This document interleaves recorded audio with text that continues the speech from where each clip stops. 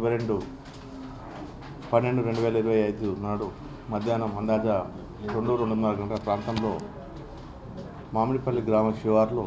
ఆ గ్రామస్తురాలు ఒక 35-36 సంవత్సరాల యువతి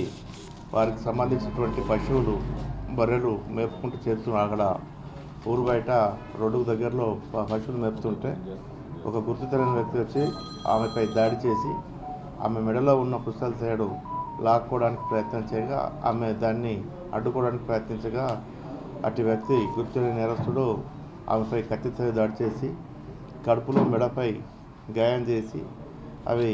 పుస్తల తాడు పుంజుకొని పారిపోవడం జరిగింది. ఈ విషయంగా దరఖాస్తులాగా కేసు నమోదు చేసి సంగారెడ్డి రూరల్ పోలీస్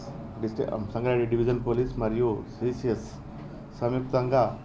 ఎస్పీ గారి ఆదేశానుసారం ఎస్పీ గారి పర్యవేక్షణలో ఈ టెక్నికల్ ఎవిడెన్స్ అక్కడ ఉన్నటువంటి ఫిజికల్ లోకల్ ఇంటెలిజెన్స్ అక్కడ ఉన్నటువంటి సాక్షులను విచారిస్తూ